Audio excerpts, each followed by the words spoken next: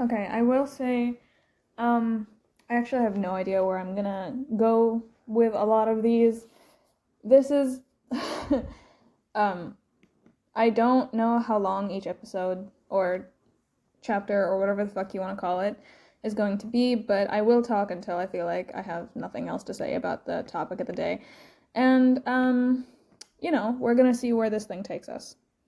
I do feel like a decent topic to start with could be um, how we talk about ourselves, because I think it's diverse how people can talk about themselves or introduce themselves, because I, for one, have different ways to introduce myself to different people.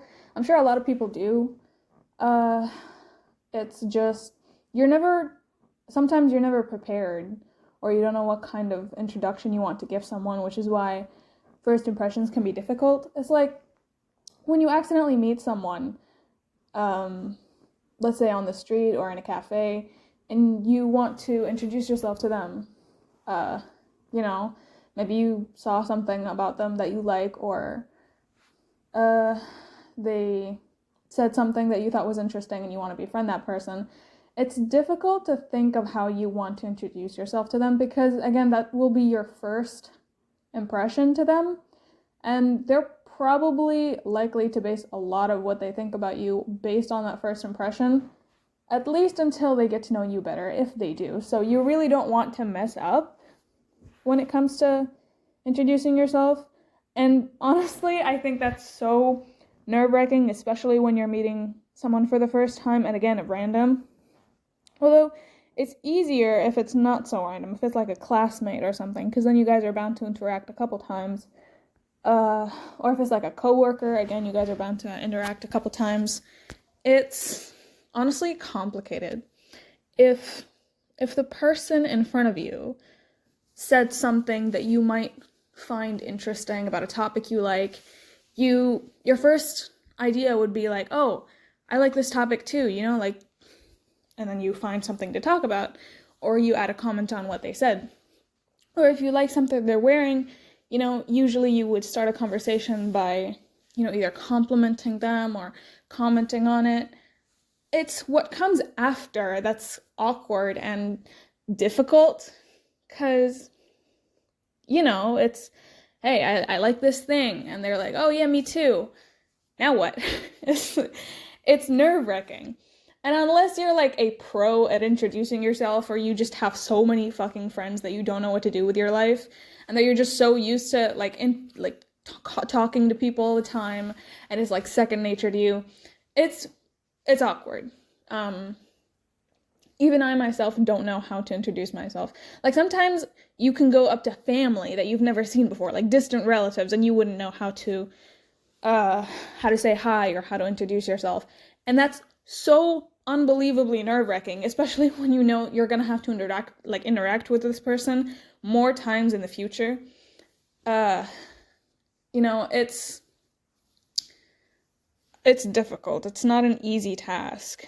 And unless you're like super smooth or you're just used to talking to people, that's not gonna work.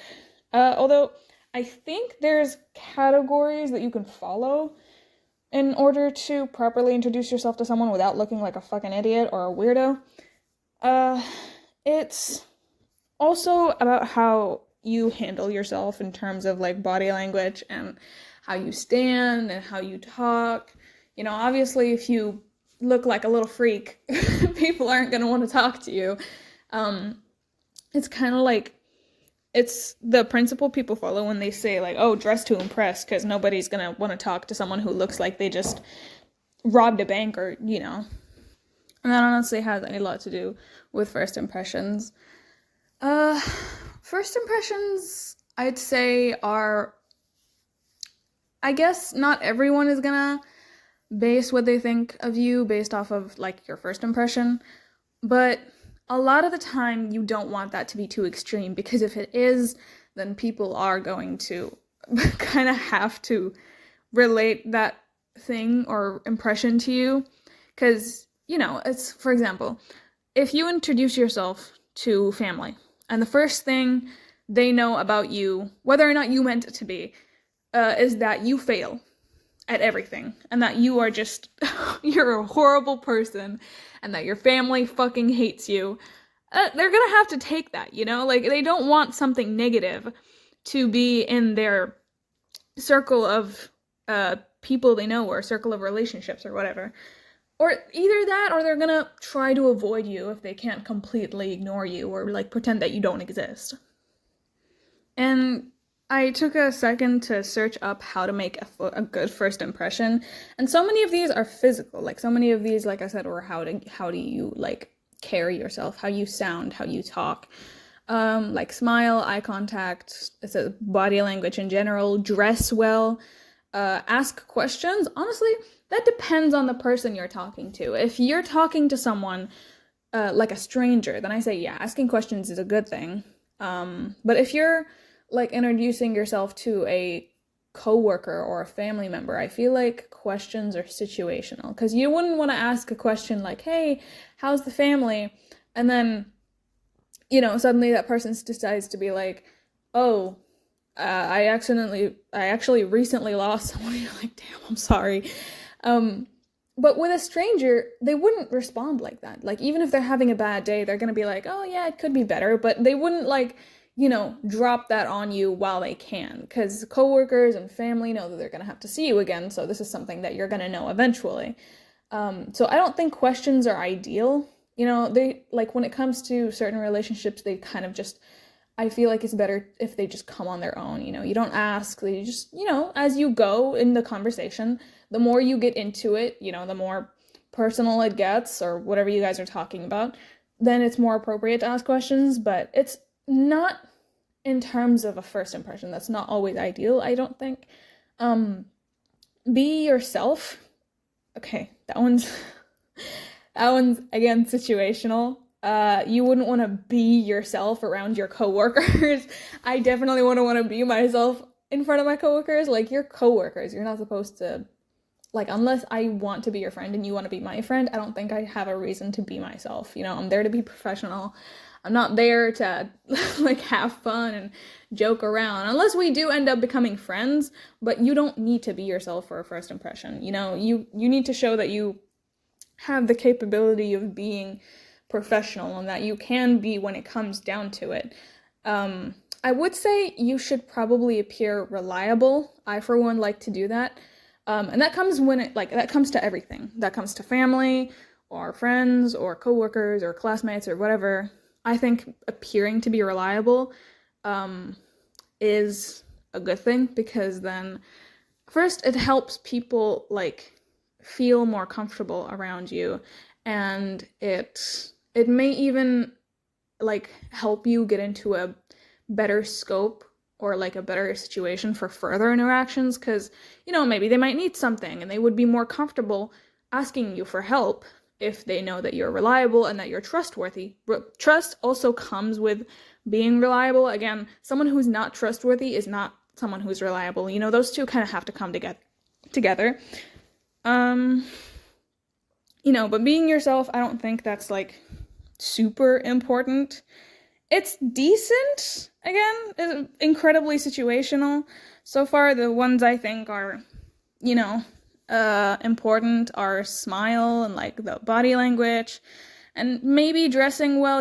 I wouldn't say dress well, more like dress appropriately. Like, obviously, you could, be at a family gathering, and then you show up in like a fucking ball gown. Everyone's gonna look at you like you're nuts. It's pretty much like social suicide. But I guess, you could say dress well, and just count it as like dress appropriately, because dressing well is, kind of, it could fall under that category. Like, in order to dress well, it has to be dressed appropriately for the situation you're in. Again, you can't help it if you're kind of thrown into it. Like, if you suddenly have to go somewhere you didn't expect to go, then I guess that's okay. You kind of can't help that. But otherwise, if you have a plan to go somewhere, you should at least dress appropriately. Act confidently. Ooh. I mean, I guess it's ideal. You wouldn't want to appear to be a nervous fuck in front of people. And I'm not saying that to have a more appealing outlook. I mean, I guess that's a bonus that people can consider, but personally, I think it's appearing confident makes it seem like you have a stronger character. Not more appealing, but makes you appear more, again, more reliable, more, more sure of yourself. It makes sure you don't look vulnerable. I'm not saying all people are like, oh, I'm gonna take advantage of this person because they're not confident. But it's also, it happens. If you're constantly nervous in front of somebody, or if you're always like stuttering, or if you're always like scared to do stuff, it's gonna come to your disadvantage at some point. It's gonna come back to bite your ass whether you like it or not. Even if most of the people aren't like that, and they're not, they're gonna be understanding. But you can't guarantee that in every situation. It's like a 1 in 10 chance that you meet a bad person. And by the way, don't hold me on that. I actually didn't check that. I might as well do that while we're talking. Okay, obviously I didn't get a straight answer. But it did add something to my attention. Chances are that you meet a bad person, like, also depends on where you are, because, like, if you're in fucking jail or something, obviously there's a huge chance that you're met with a lot of bad people. So you definitely want to act confidently. You don't want to seem like a little pussy, because then they're just gonna they're gonna whoop your ass, or worse. Yeah, I feel like acting confidently isn't for other people, and it's not for appeal, but it's ideal in order to protect yourself from future problems. Again, I'm not saying that, there's like 100% chance that the person you're talking to is a bad person, but appearing confident is helpful regardless of how you see it, or regardless of what you think, or what the person in front of you might appear to be. Again, we're talking about first impressions, so you have no idea what the person in front of you is like. But moving on, active listening. Okay.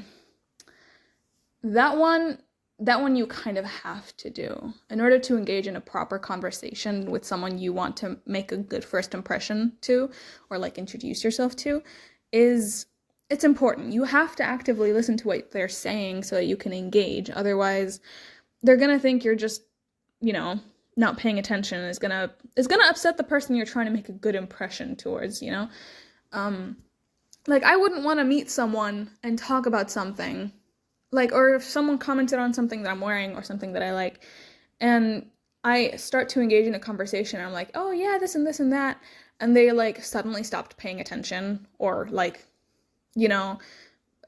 thought of something completely different and then brought that up. Like, it's kind of, I think it's rude, because we're clearly talking about something, and you approached me, so the fact that you approached and now you're like not paying attention at all it's rude. It's no matter how you see it, even if it is not their intention, it's still rude. And I know some people are gonna be like, oh, what about people who have attention problems? I didn't say it's it includes everybody, and if you notice that the person in front of you is not paying attention, I feel like it's only fair to ask, like, hey, are you paying attention? And then if they respond with something that explains why they're not paying attention, like if something is on their mind, or if they have some kind of problems with their attention span, then they can tell you that straightforward. Not only would that like give you a heads up, like, oh, if I interact with this person, I have to keep this in mind, but it would also put the person in front of you in a better position. They'd be like, oh, okay, I see. Like, I'll know to like wait and see if, you're ready to pay attention again, or if, you're capable, or if whatever's on your mind is gone, then we can continue the conversation. And a lot of times that doesn't happen, because obviously it's not every day that someone just, randomly stops paying attention in a conversation. The person they're talking to can still see it as rude, but there's a difference between being upset and just thinking badly of the person. Like, I can be upset about something, but still be understanding of the person that's in front of me. So again, that's entirely situational. But yeah, I think in general, active listening should be a must when meeting someone. I don't think anybody would like if they're just talking about something that they're interested in or talking about themselves, and then somebody is just like, ooh, a butterfly, you know? Be on time. Okay. Well, it's not like you're gonna want to be on time after meeting a stranger. Like, you look at the clock and you're like, oh, I have to meet a stranger like 5 p.m. today. I'm gonna go to the cafe and make a good first impression. That's not exactly how it works, but obviously they're talking about things like job interviews or, meeting up with colleagues that you've never met before for a gathering. I don't think being on time is, super important. Like, you can be a couple minutes late. Like, if something happens, you can even be half an hour late. Like, I don't think I personally would give a fuck. But it also depends on how late you are or how early you are. Because if someone comes in super early, obviously I'm gonna be impressed, but not impressed to the point where I'm like, now I kind of feel bad and I feel like I'm coming in late, like if I see someone who's in class way earlier than me, and I know this is stupid, but I have a really early bus, and whenever I go to school and I'm not the first one that's there, it's kind of like, wow, you're here early. And I'm used to being the one that's there first, so it's kind of awkward when I just sit there with that one other person who just so happened to be there earlier than I am. And I'm not usually one that comes early on purpose. I always end up doing that when it comes to, not wanting to miss out on anything like school or classes, now that I've graduated. But, I wouldn't want to be late either. Like, if someone comes in super late, obviously everyone who's already there is going to have a bad first impression. Unless they were like a half an hour late. I feel like half an hour late is the maximum you can be late without seeming like you constantly are late or like you're not taking the gathering seriously. I feel like that's your limit. Like half an hour, okay, cool, welcome to the gathering. Everybody's been waiting for you. But if you come in like an hour late, I'm like, dude, where the fuck were you? We agreed on this. And unless they had a situation that forced them to be that late, I think I wouldn't like it. You wouldn't want that for a first impression. So, not too late, not too early, half an hour late is fine. I feel like that's everybody's limit. In terms of the limit for being early, I think it's, like, it could be an hour early, like, if you have something else to do at the location of gathering, like, oh, if I plan to go get a coffee before everyone else gets here, like, that's cool. But if you sit there for, like, an entire hour and then everybody else joins you, and they see you sitting there, and they're like, oh, hi, how long have you been sitting here? And then you start complaining that everyone else came an hour after you. Like, no, dude, we just came on time. You need to chill the fuck out. Like, oh, yeah, I've been here for a whole hour. Like, where were you guys? Like, shut the fuck up. You came here an hour early. We agreed on this time, and you decided to come an hour early. So that's none of our business. So I guess being early depends on what you want to do, what your plan is, if you plan to go get something or to go do something before, you actually go back and begin the gathering with everybody else.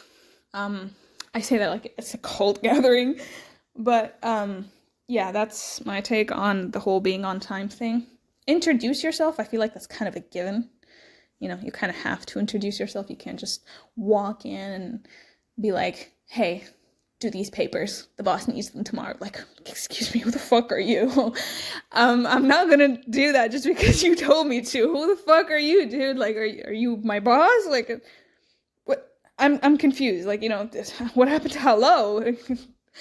But yeah, introducing yourself, again, that's another point that I think is kind of just, you have to.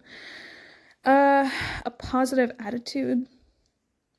That's entirely situational. You wouldn't want to be at a family funeral and have a positive attitude.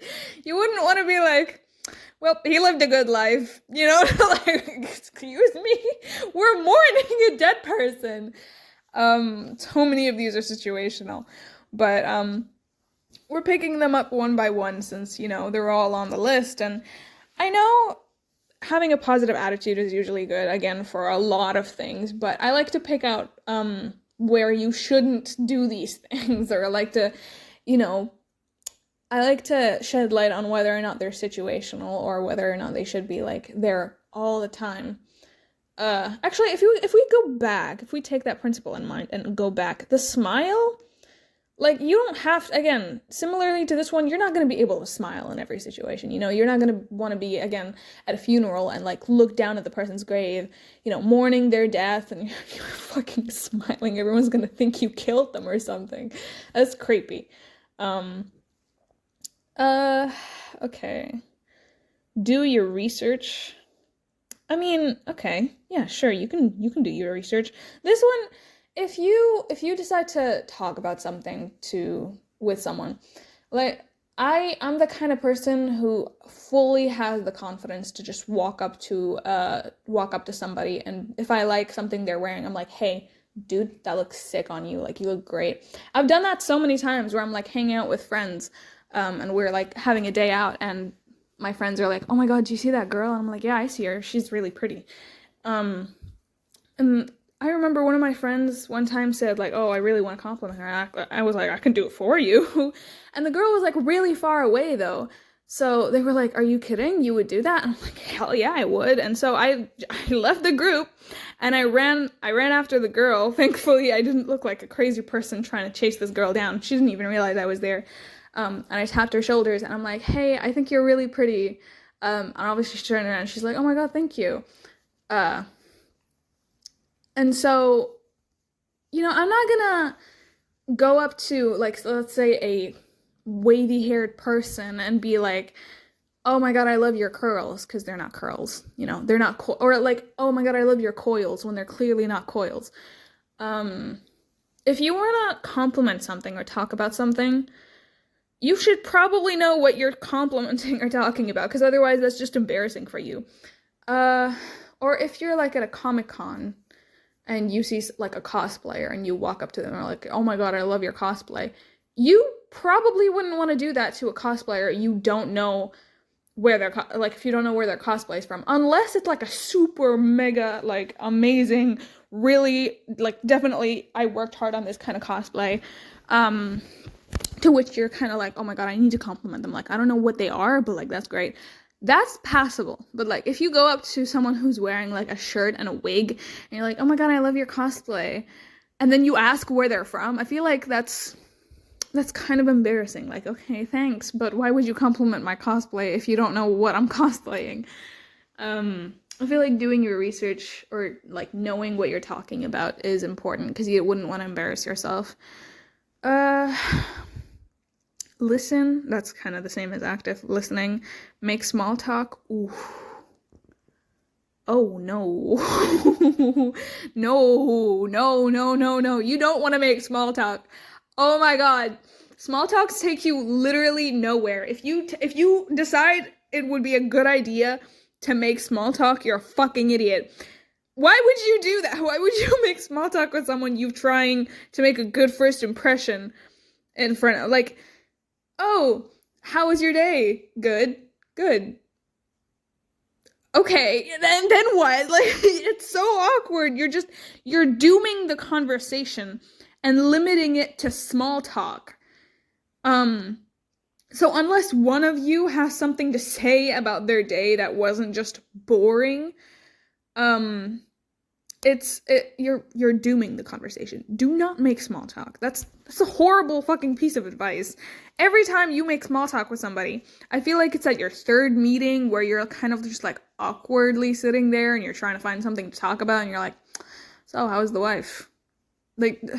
No, do not make small talk when you're trying to make a good first impression. To me, you would want to appear at least a little interesting, I mean, I guess if you don't have that much in common, I would understand trying to make small talk to an extent. But don't continue just relying on small talk, because eventually you're going to run out of things to make small talk about. There's only so many. You're just dooming the conversation.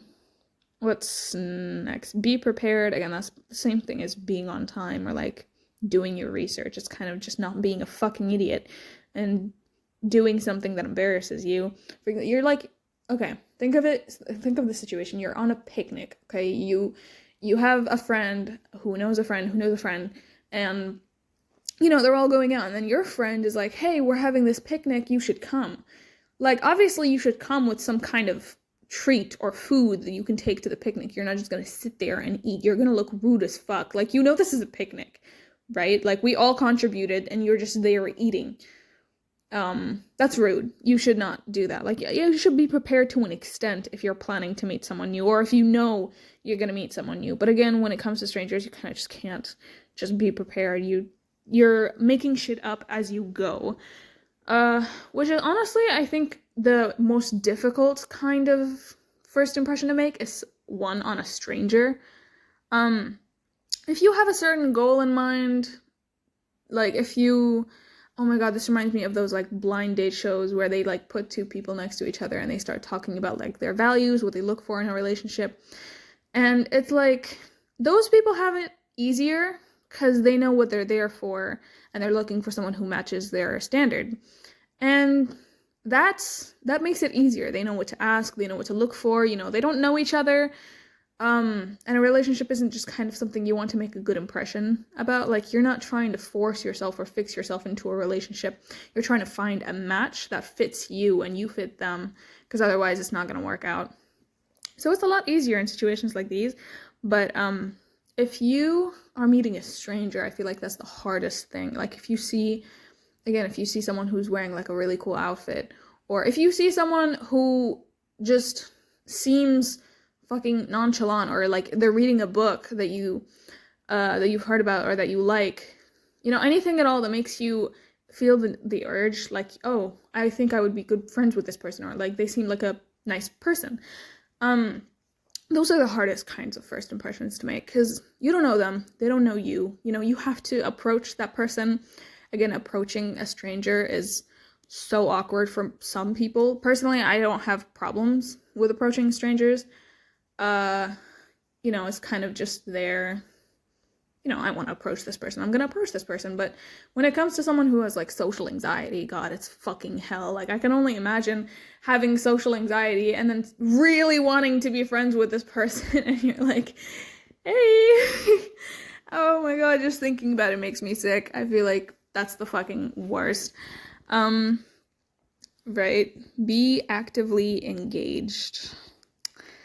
Again, it's the same thing as actively listening, because if you're actively listening, then you kind of have to actively engage as well. Whenever you hear something, you wouldn't want to just stay quiet.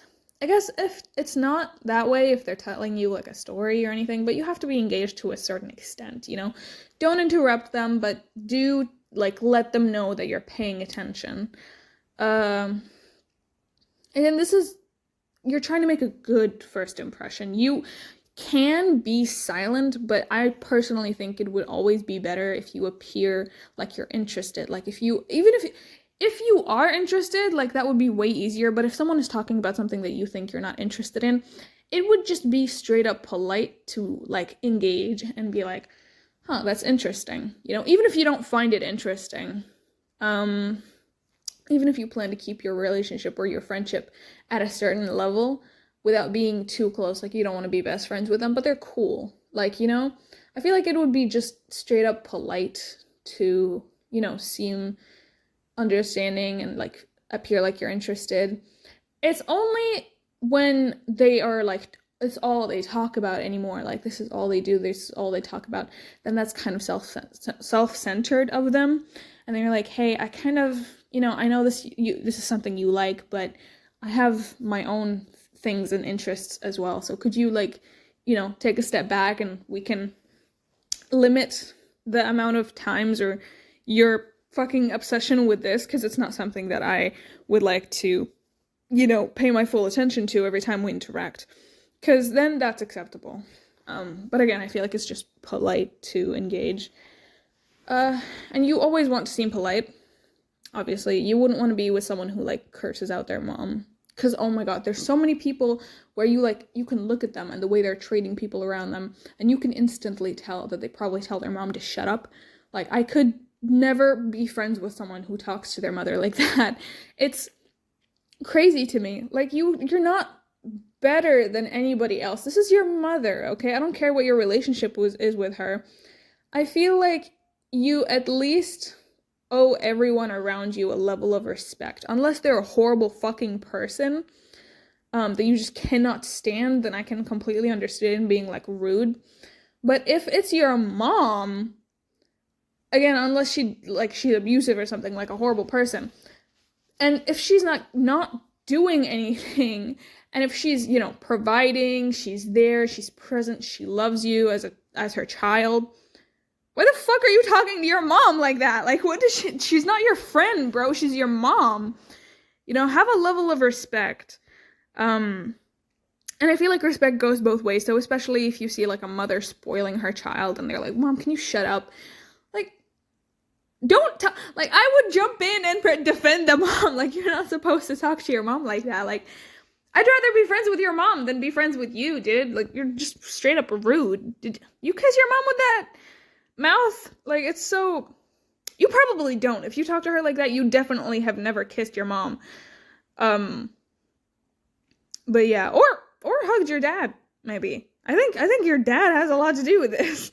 Okay, that's a joke, but obviously the way parents raise kids, I feel like a lot of kids who end up like that are kids who have had, like, their entire childhood handed to them. Like, they've had everything they've ever wanted. They were never told no. I feel like that definitely ruins children.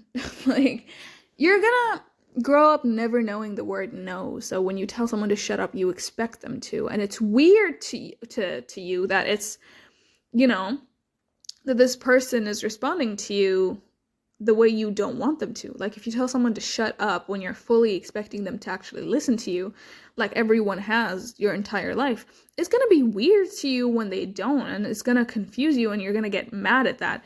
And I'm not saying that that's an excuse for anything. Matter of fact, it's worst. And I know parents don't want to, like, discipline their children a lot of the time, but there's a level to where unless you do, your child is gonna grow up to be a fucking asshole. I would never want a child to grow up to be an asshole. I feel like I would want my child to grow up into someone who's good, someone who, is kind to other people. And giving a child everything they want without being able to tell them no is just going to make them grow up into being a spoiled brat or a bitch. And that goes both ways for both, like, men and women. It's annoying. And actually, speaking of first impressions, it's difficult for people like that to make a good first impression because, maybe the first impression is kind of going to be okay because they're not going to have, shit like that show. Maybe they might not have a reason to or things like that. But, the more you guys interact, the more that spoiled behavior is going to show. And that person's just going to grow up to have problems with their everyday life, like in their relationships and everything. So I think it does more harm than good when it comes to the child. Like, sure, they might have had the childhood any child could want because they were never told no and always got what they wanted. They always had their way. But when they grow up, no one's going to want to be around a person who constantly thinks they're better than them. Or someone who, is always holding up their nose in front of everybody. But regardless, firm handshake, again, that's situational. Use confident body language, we've said that already. Dress appropriately, yeah, before we said dress well, now they say dress appropriately. Genuine interest in others.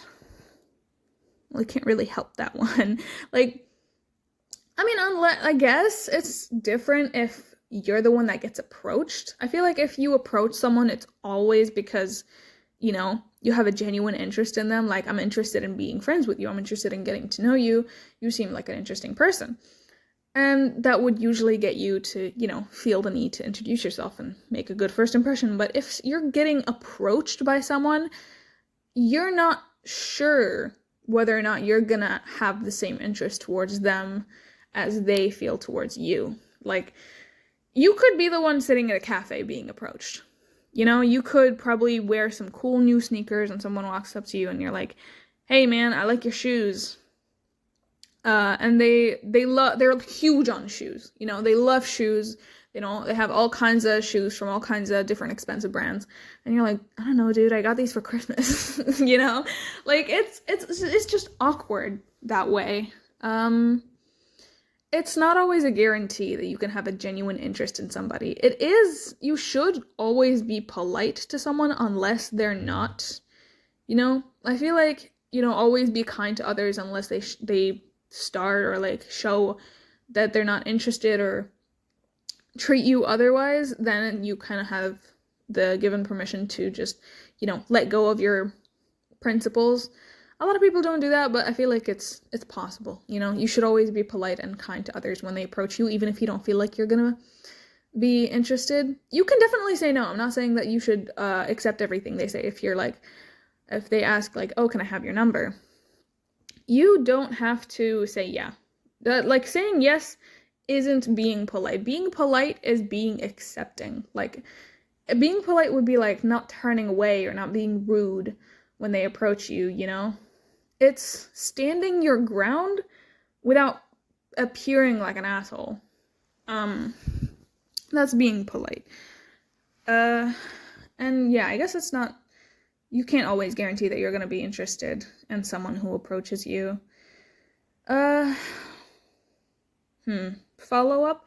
You don't, I mean, again, for a good conversation, I guess it's difficult. I think this is probably the most difficult thing to do once you've introduced yourself and, like, actually started the conversation, because unless you can follow up with, like, more to add to the conversation, you're just gonna end up being forced into small talk. And again, small talk just breaks the conversation eventually. You cannot maintain a conversation with small talk, like we said before. It's gonna lead to your downfall. You're gonna run out of things to say, and it's gonna get awkward, and it's gonna be horrible. And then you guys are probably never gonna talk again because you guys probably hated the experience and didn't bother to think of something that you could talk about next time, unless that person is genuinely interested.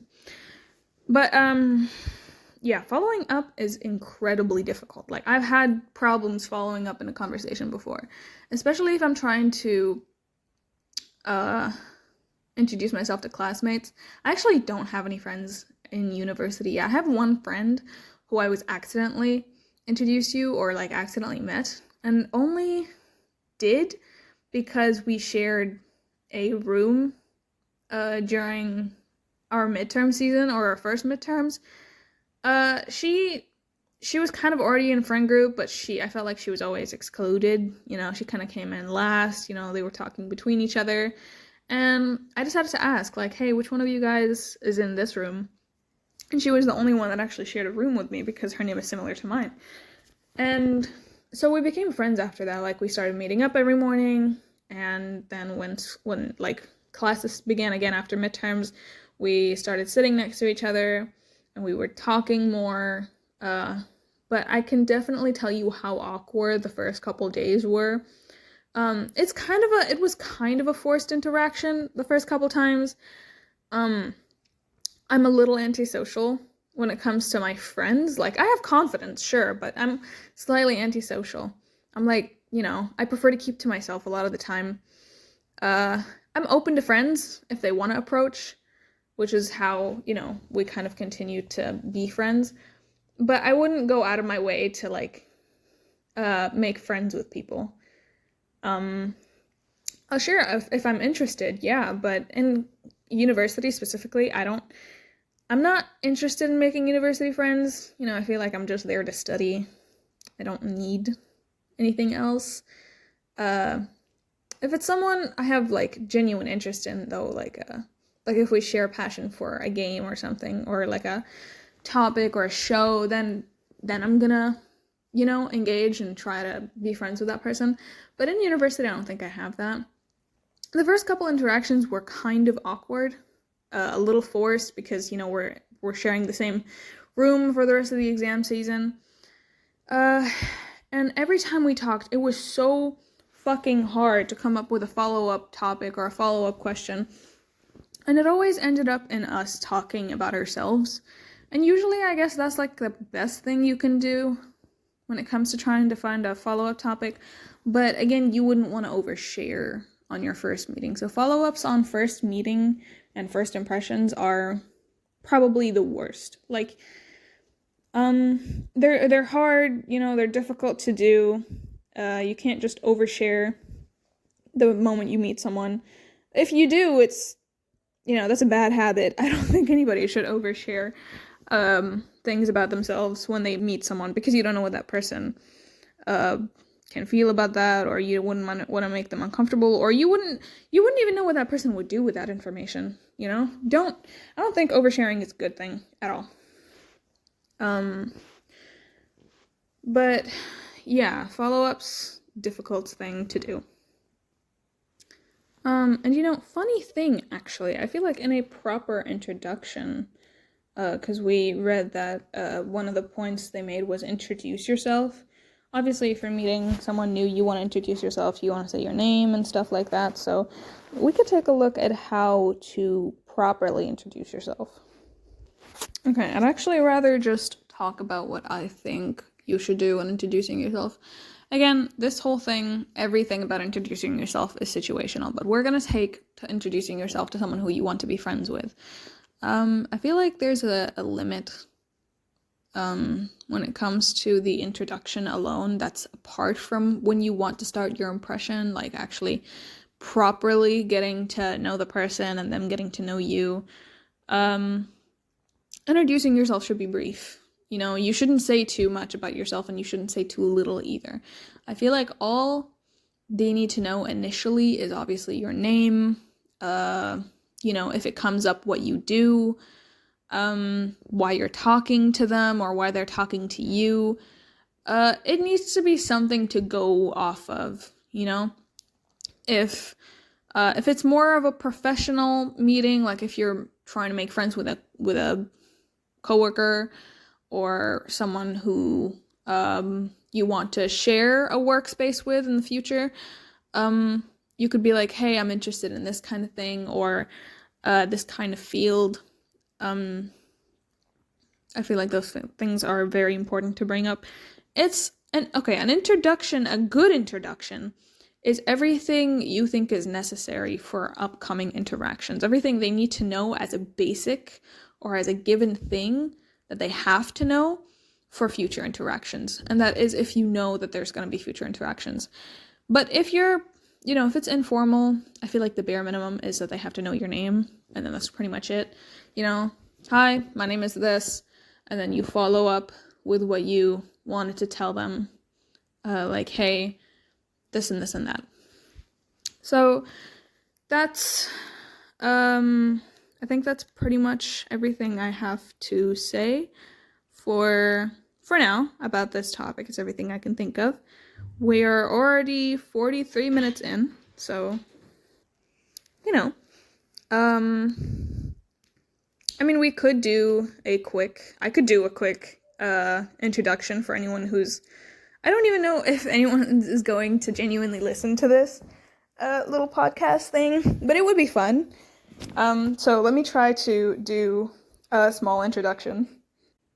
Hi, I'm Sam. It's not my real name, but you can call me Sam or Sammy. My friends know my real name. You probably don't if you're not friends with me. I like to talk about various topics, and I have a lot to say about a lot of things. That is why I started this little podcast. I can and have the capability to talk about just about everything. I like games, and I like music just like as much as the next guy. I can listen to any genre of music. I can play a lot of genres of games. I'm really into horror. It's my favorite genre, I believe. I am open to all kinds of people, but I like to stick to my own standard. And I'm also open to advice, criticism, all kinds of things, suggestions, all those shenanigans. So I believe that concludes a nice little introduction. So, okay, let's just wrap things up.